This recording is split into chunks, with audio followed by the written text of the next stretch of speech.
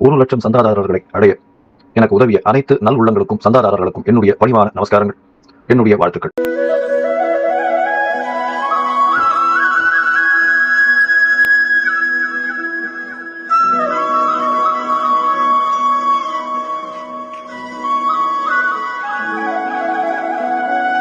ஞானானந்தமயம் தெய்வம் நிர்மலஸ்படிகாகிருதிம் ஆதாரம் சர்வ வித்யானாம் ஹயக்ரீவம் உபாஸ்மகே. நேயர்கள் அனைவருக்கும் அஸ்ட்ரோகே செய்யுங்காரின் பணிவான நமஸ்காரங்கள். மாத பலன் பராபோ வருஷம் ஆவணி மாதம் 18/8/2026 17/9/2026 வரலாம் உண்டான 31 நாட்கள்.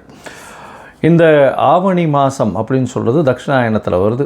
முதல் மாதமான தட்சிணாயனத்தில் பார்த்தோம்னா ஆடி மாதம் அம்மன் வழிபாடு அப்படின்றது மிகவும் பெரிய விஷயம். தெய்வத்திற்குன்னே ஒதுக்கப்பட்ட விஷயங்கள், அதாவது இல்லற சுகங்கள், இல்லற வாழ்வு, இதை பற்றி எல்லாம் எடுத்துக்கொள்ள, அதாவது பேசக்கூடாத அம்மனை நினச்சே இருக்கக்கூடிய ஒரு விஷயமாக ஆடி மாதத்தில் ஆடி திருவிழா, ஆடி தபஸ் எல்லாமே பண்ணக்கூடிய ஆடி மாதம் முதல் தட்சிணாயன மாதமாக சொல்கிறது.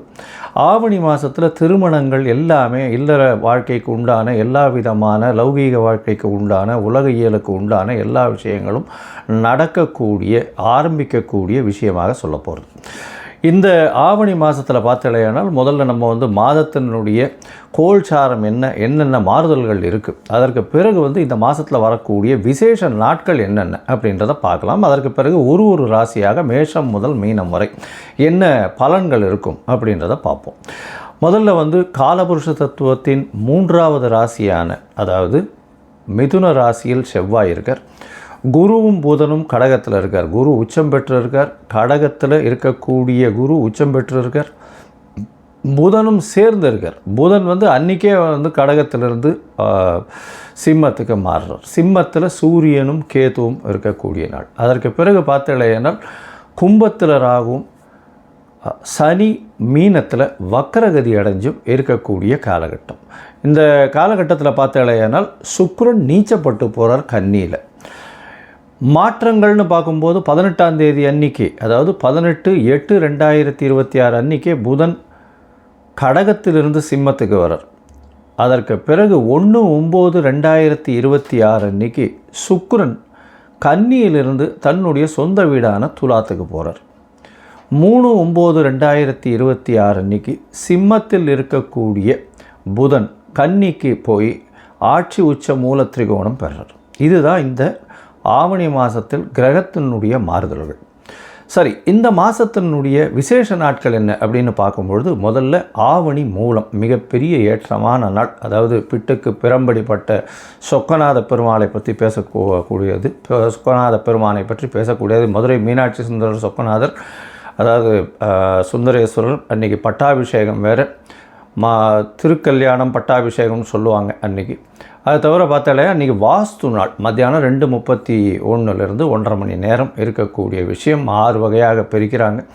அதாவது வாஸ்து புருஷன் கண் விழிக்கும் நேரம், அதற்கப்புறம் காலை கடன்கள் முடிக்கும் நேரம், அதை குளிக்கும் நேரம், அதற்கு பிறகு பூஜை செய்யும் நேரம், அதற்கு பிறகு போஜனம் உண்ணும் நேரம், அதற்கு பிறகு பார்த்தலையானால் திருப்பியும் தாம்பூலம் தரிக்கும் நேரம்னு இந்த மாதிரி பிரிக்கிறாங்க. இந்த காலகட்டத்தில் போஜனம் செய்கிறது முடிஞ்சதுக்கப்புறம் தாம்பூலம் செய்யும் நேரத்தில் போஜனம் செய்யும் நேரத்துலையும் தாம்பூலம் செய்யும் நேரத்துலையும் உண்டான நேரத்தில் எந்த ஒரு காரியத்தை ஆரம்பிக்கிறோமோ அன்றைக்கு தோஷம் நாள், அதாவது இதுவும் கிடையாது. அதாவது திதி வாரம் தோஷம், எந்த தோஷமும் கிடையாது. திதி வாரம் நாழிகை நாள் ராவுகாலம் யமகண்டம் குளிகை எதுவுமே கிடையாது. நட்சத்திரம் எதுவுமே கிடையாது. வாஸ்து கண்விழிக்கும் நேரத்தில் செய்யக்கூடிய, அதாவது வீடு மனை இந்த மாதிரியான விஷயங்கள் செய்யக்கூடிய விஷயங்கள் எல்லாமே வெற்றிகரமாக நடக்கக்கூடிய காலகட்டமாக அமைய போகிறது. இந்த ஆவணி மூலத்தன்னைக்கு அது உங்களுக்கு 23/8/2026 வருது. அதற்கு பிறகு பார்த்தோம்னா யஜுர் உபாகர்மா, ரிக் உபாகர்மா அப்படின்னு இந்த வேதங்களை 4 வேதங்களை பின்பற்றவங்களில் அவர்கள் பூணல் மாற்றிக்கிறது, அவர்கள் திருப்பியும் துவஜன்னு சொல்லக்கூடிய, அவர்கள் புனிதத்தன்மை அடையிறதுன்னு சொல்லக்கூடியது. யஜுர் உபாகர்மா தவிர ரிக் உபாகர்மா, இது ரெண்டும் 26ஆம் தேதி ரிக் உபாகர்மா இருக்குது. அது தவிர அன்றைக்கி ஸ்ரவண நட்சத்திரம்ன்றதுனால ஓணம் பண்டிகை கேரளாவில் மிகவும் பிரசித்தி. ஓணம் பண்டிகை எல்லாருமே வந்து ஓணம் பண்டிகை மிகச் சிறப்பாக கொண்டாடக்கூடியது. 27ஆம் தேதி அப்படின்னு பார்த்தாலேனால் யஜுர் உபாகரமா எல்லாரும் 2 பேருக்குமே வந்து, அதாவது ரிக் யஜுர் சாம இந்த 3 வேதத்திற்குமே வந்து காயத்ரி ஜபம் அப்படின்றது பார்த்தாலும்னா 28/8/2026 அன்றைக்கி காயத்ரி ஜபத்தை பண்ணும்பொழுது உங்களுக்கு கான்சன்ட்ரேஷன் ஏறுறது, எல்லா விதமான சக்தியும் வரும் அப்படின்றது ஐதீகம், நம்பிக்கை. அது இன்று வரலும் அது அந்த நம்பிக்கை கண்டினியூஸாக போயின்னு இருக்கு. சரி, அதற்கு பிறகு பார்த்தாலேயானால் 4/9 அன்றைக்கி வந்து கோகுலாஷ்டமி, அஷ்டமி, ரோகிணி நட்சத்திரம் 2மே சேர்ந்து வருது. அதாவது சில நாட்கள் பார்த்தாலேயானால் அஷ்டமி வந்து தனியாக வந்துடும், அதுக்கு அடுத்த நாள் சாயந்தரம் வந்து ரோகிணி நட்சத்திரம் வரும், அந்த மாதிரி கொஞ்சம் மாறி வந்துடும். அதனால் என்ன ஆகும்னா இந்த இதில் சம்பிரதாயத்திலே பார்த்தாலேனால் ஸ்ரீ மடத்தில் வந்து ஒரு நாளும், அதுக்கப்புறம் வந்து ஆண்டவன் சிஷ்யாஸ்லாம் ஒரு நாளும் வந்து கொண்டாடுவான். இந்த வாட்டி 2மே சேர்ந்து வருது. அதனால் வந்து கோகுலாஷ்டமி அதே மாதிரி ரோகிணி நட்சத்திரம் இது 2ம் சேர்ந்து வர்றது ரொம்பவுமே விசேஷம். இது வந்து 4/9 அன்றைக்கி வருது. அது தவிர பார்த்தாலேனால் இந்த சாமவேத உபாகர்மா வந்து உங்களுக்கு 13/9 அன்னைக்கு வருது. அதற்கு பிறகு விநாயக சதுர்த்தி 14/9/2026. அதாவது விநாயக சதுர்த்தின்றது வந்து ஒரு மிகப்பெரிய இயக்கமாக தோற்றுவிக்கப்பட்டது.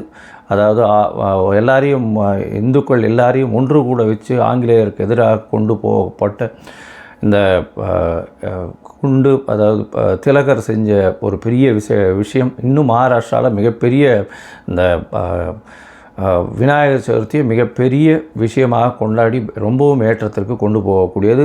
இந்திய மக்கள் வாழக்கூடிய எல்லா இடத்துலையும் இந்த விநாயகர் சதுர்த்தி ஒரு பெரிய விழாவாகவே என்று எடுத்து செல்லப்படுகிறது. இன்றைக்கும் அது நடந்துகிட்ருக்கு. இது ஒரு பெரிய விசேஷம். இது வந்து உங்களுக்கு 14/9/2026 வருது. சரி, இப்போது மேஷம் முதல் மீனம் வரை ஒரு ராசியாக எப்படி இருக்குது அப்படின்றத பார்க்கலாம். அதற்கு முன்னாடி உங்களுக்கு அஸ்ட்ராலாஜிக்கல் கன்சல்ட் தேவைப்பட்டதுன்னா என்னுடைய மொபைல் நம்பருக்கு காண்டாக்ட் பண்ணுங்க. நீங்கள் வந்து உங்களுடைய date, time, place of birth, உங்களுடைய பெயர், தாய் தகப்பனார் பெயர், நீங்கள் பிறந்த இடம், இது வரலும் எனக்கு கொடுங்க. என்னுடைய கட்டணம் என்னென்னு சொல்கிறேன். அந்த கட்டணத்தை போட்டு யூடிஆர் நம்பர் ஷேர் பண்ணுங்க. உங்களுக்கு என்னுடைய அப்பாயின்மெண்ட் ஷெட்யூலில் உங்களுக்கு ஒரு அப்பாயின்மெண்ட் தரேன். அதுக்கேற்ற மாதிரி நம்ம பேசலாம். சரி, இப்பொழுது மேஷம் முதல் மீனம் வரை பராபவ வருஷம் ஆவணி மாதம் எப்படி இருக்குதுன்னு ஒன்றா பார்க்கலாம். மேஷம் அஸ்வினி பரணி கிருத்திகை இந்த 3 நட்சத்திரம் 9 பாதங்களை கொண்ட ராசி. இந்த ராசியை பார்த்தோம்னா மேஷ ராசிக்கு 7.5 சனி ஆரம்பிச்சுடுத்து. மார்ச் மாதத்துலேருந்து மாற்றங்கள் கொஞ்சம் கொஞ்சமாக தெரிஞ்சுட்டே வருது. மேஷ ராசிக்காரர்களை பொறுத்தவரையிலும் இப்போது வக்கரகதியில் சனி பகவான் இருக்கார். வக்கரகதியில் சனி பகவான் இப்போது ஜூலை 15 தேதியிலிருந்து வக்கரத்தில் இருக்கார். அது வந்து கொஞ்சம் ஒரு பெருமூச்சு விடுறதுக்கு, ரிலீஃப் கிடைக்கிறதுக்கு வாய்ப்புகள் உண்டு. ஏன்னா குருவின் பார்வை வேறு இருக்குது. அதனால் மாற்றங்கள், பிரச்சனைகளில் கொஞ்சம் கம்மியாக போகக்கூடிய வாய்ப்புகள் உண்டு. சரி, இந்த மாதம், அதாவது பராபவ வருஷம் ஆவணி மாதம் 18/8 17/9 வரலும் உண்டான காலகட்டத்தில் என்ன மாறுதல்கள்? பொதுவாகவே மாத கிரகங்கள்னு சொல்லக்கூடிய சூரியன், செவ்வாய், புதன் மற்றும் சுக்கிரனுடைய மாறுதல்களை வச்சு தான் மாத பலன்களை சொல்லுவோம். இந்த மாத பலன்களை பார்க்கும்பொழுது சூரியன் இந்த மாதத்தில் உங்களுடைய ராசிக்கு 5ஆம் இடத்துல இருக்கார். இருந்தாலும் கேதுவோட சம்பந்தம் படுறதுனால அந்த அளவுக்கு விசேஷத்தை கொடுக்காது. குழந்தைகள் மூலியமாக சிறு சிறு தொல்லைகள் வரக்கூடிய வாய்ப்பு, குழந்தை பிராப்திக்கு எதிர்பார்த்து இருக்கிறவங்களுக்கு சற்று பின்னடைவு ஏற்படக்கூடிய வாய்ப்புகள் மிகவும் அதிகமாக இருக்கும். இந்த மாதத்தில் 5ஆம் இடத்துல வந்து சூரியன் இருக்கிறதுனால அரசாங்கத்தின் மூலியமாக சிறு சிறு தொல்லைகள் வரக்கூடிய வாய்ப்புகள் இந்த காலகட்டத்தில் உண்டு. உங்களுடைய ராசிநாதன் பார்த்தீங்கன்னா செவ்வாய், அவர் வந்து 3ஆம் இடத்துல இருக்கிறார். 3ஆம் இடத்தில் செவ்வாய் இருக்கிறது ரொம்ப விசேஷம். எந்த ஒரு விஷயத்தையும், அதாவது யார் தடுத்தாலும் ஒரு கண்டினியூஸாக போராடி ஜெயிக்கக்கூடிய வல்லமை கொடுக்கக்கூடியது. அதாவது விடாமுயற்சி எடுக்கக்கூடிய காலகட்டம். அது நிச்சயமாக உங்களுக்கு வெற்றியை கண்டிப்பாக கொடுக்கே தீரும். எந்த வகையான பிரச்சனையாக இருந்தாலும் அந்த பிரச்சனையிலிருந்து சிறு சிறிதாக வெளியில் வரக்கூடிய வாய்ப்புகள் உண்டு. எதை பற்றியும் கவலைப்பட வேண்டாம், நிச்சயம் வெற்றி உண்டு. அதனால் கொஞ்சம் கொஞ்சமாக பிரச்சனைகளுக்கு உண்டான விஷயங்களை தள்ளி தள்ளி உள்ளே போய் அந்த பிரச்சனைகளை வென்று தீருவீர்கள். அது மேஷராசிக்காரர்களுக்கு நிச்சயமாக உண்டு. இந்த மாதம் பார்த்தாலேயானால் செவ்வாய் 3ஆம் இடத்தில் இருக்கார். இருந்தாலும் இளைய சகோதரர்களோட சிறு சிறு பிணக்கு ஏற்படக்கூடிய வாய்ப்பு. ஏன்னா செவ்வாய் புதன் வீட்டில் போய் உட்காந்துருக்கிறதுனால அந்த அளவு விசேஷத்தை கொடுக்காது. இந்த காலகட்டத்தில் பார்த்தாலேயானால் எழுத்து பணியில் இருக்கிறவாளுகள்லாம் நல்ல ஒரு ஏற்றம் இருக்கக்கூடிய காலகட்டமாக அமைய போகிறது. அது தவிர பார்த்தோம்னா சர்ஜன்ஸ், அதாவது மருத்துவ சம்பந்த அதாவது அறுவை சிகிச்சை நிபுணர்களுக்கு நல்ல ஒரு ஏற்றம் இருக்கக்கூடிய வாய்ப்பு உண்டு. ரியல் எஸ்டேட் பிஸ்னஸில் ஒரு பெரிய மாறுதல்கள் வரக்கூடிய வாய்ப்புகள் இந்த காலகட்டத்தில் உண்டு. மண், ஜல்லி இந்த மாதிரி வியாபாரம் பண்ணக்கூடியவங்களுக்கு ஒரு பெரிய மாற்றம் இருக்கக்கூடிய வாய்ப்பு. அதாவது இவ்வளோ நாளாக பிரச்சனை இருந்தது, இப்போ நல்லபடியாக மாறுதல்கள் இருக்கும். இந்த மாதத்தில் பார்த்தோம்னா உங்களுடைய 3ஆம் அதிபதினு சொல்லக்கூடிய புதனும் 4ஆம் இடத்துல குருவோடு சேர்ந்து அன்றைக்கே மாறுறார். 5ஆம் இடத்துக்கு போகிறார். சூரியன், புதன் மற்றும் கேத்துவோடு சம்மந்தப்பட்டு இருக்குது. அதனால் 3ஆம் அதிபதி 5ஆம் இடத்துல இருக்கிறதுனால ஆண் வீரியம் அதிகமாகக்கூடிய வாய்ப்பு உண்டு. அது தவிர பார்த்தோம்னா ஆண் மலட்டுத்தன்மை இருக்கிறவங்களுக்கு இந்த காலகட்டத்தில் அதில் ஒரு விடிவு காலம் வரும். அதனால் கர்ப்பம் தரிக்கக்கூடிய வாய்ப்புகள் நிச்சயமாக இருக்கும். அது தவிர பார்த்தோம்னா இந்த மாதத்தில் 6ஆம் இடத்துல சுக்கிரன் நீச்சப்படுறதுனால சிறு சிறு தொல்லைகள் எதிர்பாலினத்தவர் மூலியமாக வரும். அது தவிர உங்களுக்கு புதிய கடன் ஏற்படக்கூடிய வாய்ப்புகள் இந்த காலகட்டத்தில் நிச்சயமாக இருக்கும். 1/9/2026 அப்புறம் பார்த்தோம்னா சப்தமத்தில் சுக்கிரன் வர்றார். அதாவது எதிர்பாலினத்தவர் மூலியமாக நல்ல ஒரு ஏற்றமான காலம். எடுத்த காரியங்கள் நிச்சயமாக வெற்றிகரமாக நிறைவேறக்கூடிய வாய்ப்புகள் இந்த காலகட்டத்தில் உண்டு. அது தவிர பார்ட்னர்ஷிப் பிஸ்னஸில் நல்ல ஒரு ஏற்றம் இருக்கும். உங்களுடைய சொந்த தொழிலில் பெரிய மாற்றங்கள் இருக்கக்கூடிய வாய்ப்புகள் நிச்சயமாக உண்டு. ஏன்னா உங்களுடைய ராசிக்கு பார்த்தாலேயானால் 10ஆம் அதிபதினு சொல்லக்கூடியவர் சனி, அவர் போய் 12ஆம் இடத்துல இருக்கிறதுனால வக்கரகதியில் இருக்கிறதுனால இப்போ செலவுகள், உங்களுடைய தொழிலுக்கு போடக்கூடிய செலவுகள் சற்று கம்மியாக இருக்கக்கூடிய வாய்ப்புகள் உண்டு. 1/9/2026 அப்புறம் உங்களுக்கு ஒரு நல்ல ஒரு ஏற்றம் கிடைக்கும். ஏன்னா சுக்கிரன் ஆட்சி பலம் பெற்று வரப்போகிறார். அவரே உங்களுடைய குடும்பஸ்தானாதிபதி. நல்ல ஒரு ஏற்றம் இருக்கும். கணவன் மனைவிக்குள்ள நல்ல ஒரு அந்யோன்யம் இருக்கும். எதிர்பாலினத்தவர் மூலியமாக நல்ல ஒரு ஏற்றம் இருக்கும். படிக்கக்கூடிய மாணவர்களுக்கெல்லாம் நல்ல ஒரு வெற்றி இருக்கும். புதிய வீடு மனை வாங்கக்கூடிய வாய்ப்புகள் இந்த காலகட்டத்தில் அமையும். 3/9/2026 அப்புறம் புதன் உங்களுடைய ராசிக்கு 6ஆம் இடத்துக்கு போகிறார். 6ஆம் அதிபதி 6ஆம் இடத்துல ஆட்சின்றதுனால எல்லா விதமான போட்டியிலும் வெற்றி பெறுவீர்கள். அதாவது முயற்சிகள் விடாமுயற்சி பண்ணுவீங்க. ஏன்னா ராசிநாதனே 3ஆம் இடத்துல இருக்கார். 3/9 அப்புறம் பார்த்தீங்கன்னா எந்த போட்டியிலையும் நீங்கள் நிச்சயமாக வெற்றி பெறக்கூடிய காலகட்டமாக அமைய போகிறது. அதனால் கவலைப்படவே தேவையில்லை. இந்த மாதம் உங்களுக்கு ஒரு பெரிய ஏற்றத்தை கொடுக்க போகிறது, பெரிய மாறுதல்களை கொடுக்க போகிறது. இவ்வளவு நாளாக ஒரு சிறு சிறு தொல்லைகள் இருந்தது எல்லாமே மாற்றங்கள் கிடைக்கக்கூடிய காலகட்டமாக அமைய போகிறது. மொத்தத்தில் பார்க்கும்பொழுது இந்த மேஷராசிக்காரர்களுக்கு நல்ல ஒரு ஏற்றமான காலம். எடுத்த காரியங்களில் நிச்சயமாக ஜெயம் இருக்கும். பேச்சில் நல்ல ஒரு நளினம் இருக்கும். உங்களுடைய பேச்சின் மூலியமாக எல்லா விதமான வெற்றிகளும் சம்பாதிக்கக்கூடிய வாய்ப்பு உண்டு. பார்ட்னர்ஷிப் தொழிலில் பெரிய ஏற்றம் இருக்கக்கூடிய வாய்ப்பு. தாயின் உடல்நிலையில் நல்ல ஒரு ஏற்றம் இருக்கும். தந்தையின் உடல்நிலையிலும் நல்ல ஏற்றம் இருக்கக்கூடிய வாய்ப்பு. குழந்தைகள் உடல்நிலையில் சற்று கவனமாக இருக்கிறது ரொம்பவுமே நல்லது. இந்த மாதம் பார்த்தலையானால் நீங்கள் முருகன் கோயிலுக்கு போயிட்டு வாங்க. மடப்பழனி முருகன் கோயிலுக்கு போயிட்டு வாங்க ஒரு தடவையாக. அது உங்களுடைய பெரிய மாறுதல்களை ஏற்படுத்தக்கூடும். இந்த மாதம் பார்த்தோம்னா உங்களுடைய சந்திராஷ்டம நாட்கள் அப்படின்னு சொல்லக்கூடியது 20/8, 21/8, 22/8 இந்த 3 நாட்களும். அதற்கப்புறம் 16/9, 17/9 5 நாட்கள் சந்திராஷ்டம். உங்களுடைய ராசிக்கு, ஜனன ராசிக்கு 8ஆம் இடத்தில் கோச்சார பிரகாரம் சந்திர பகவான் வர்றது சந்திராஷ்டமம்னு சொல்கிறோம்.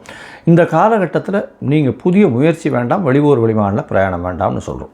பொறுமையாக இருந்து நகர்ந்து போகிறது ரொம்பவுமே நல்லது. இந்த காலகட்டம் மேஷராசிக்காரர்களுக்கு மிகப்பெரிய மாறுதல்களையும் வெற்றிகளையும் எடுத்து கொடுக்கும் அப்படின்னு சொல்கிறேன். லோகா சமஸ்தா சுகினோ பவந்து. நன்றி, நமஸ்காரம். Astro KS Iyengar YouTube channel பார்த்தமைக்கு நன்றிகள். மேலும் இது போன்ற ஆன்மீக ஜோதிஷ தகவல்கள் உங்களை அடைய Astro KS Iyengar YouTube channel subscribe செய்யவும், பெல் ஐக்கானை மறக்காமல் அழுத்தவும். நன்றி, வணக்கம்.